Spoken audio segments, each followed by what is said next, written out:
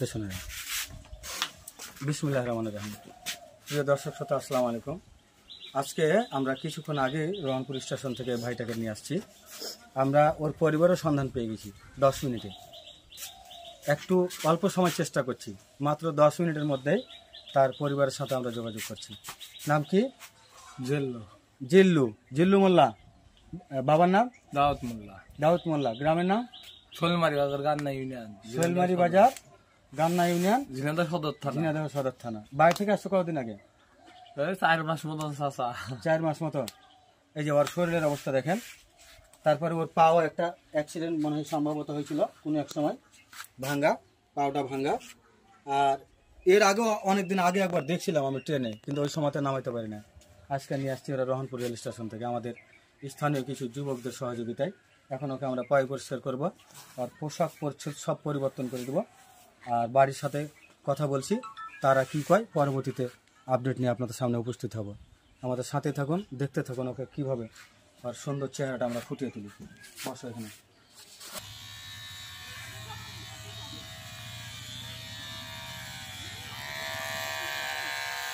চুপ করে থাকো। হ্যাঁ, হালকা হয়ে ঠান্ডা হয়ে একবারে কি করে বেড়েছে বাসা বেঁধেলে ওই যে যেখান সেখান অন্য অন্য পাগলদের সাথে ঘুমিয়ে যায়। হ্যাঁ, দৌড়ে বেড়ে গেছে।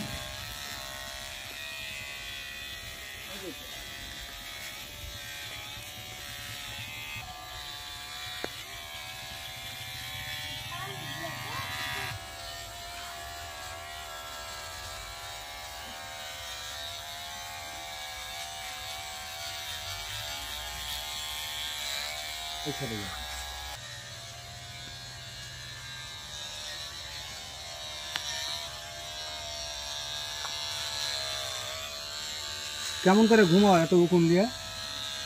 তোমার ঘুমাইতে দেয় এই উকুনে? মশলা কেটে দিবা, দাঁড়িয়ে রেখে দিও।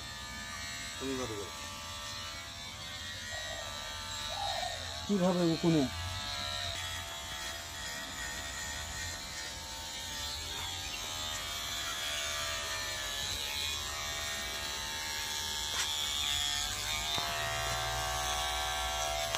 মাথাতে কয়েকটা কাটা দাগ আছে আগে পুরাতন।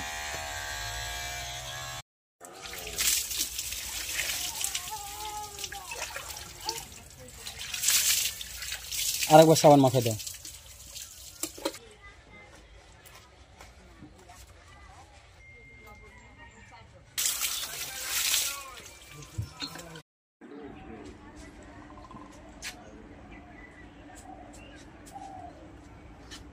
এই হচ্ছে জিল্লু মোল্লা। দেখেন পরিষ্কার পরিচ্ছন্নতার পর কত সুন্দর লাগতেছে। ওর ভাইয়ের সাথে আমাদের কথা হয়েছে। তোমার ভাইয়ের নাম কি জানো? জিন্নাতের সাথে কথা হয়েছে। ও প্রায় 3-4 মাস আগে বাড়ি থেকে নিখোঁজ, ঝিনাইদহ সদর থেকে। তারে আর খুঁজে পাই না। তার মাও অসুস্থ বাড়িতে। তার ভাই রাজের কাজ করে। উনি খুব শীঘ্রই আসবেন এবং তার ভাইকে নিয়ে যাবেন। ততক্ষণ পর্যন্ত এই জিল্লু মোল্লা আমাদের কাছেই থাকবে। যখন তার পরিবারের কাছে দিব তখন একটি আপডেট পোস্ট আপনাদেরকে জানিয়ে দেবো ইনশাল্লাহ। সবাই ভালো থাকবেন, সুস্থ থাকবেন। আবারও দেখা হবে, কথা হবে। আসসালামু আলাইকুম।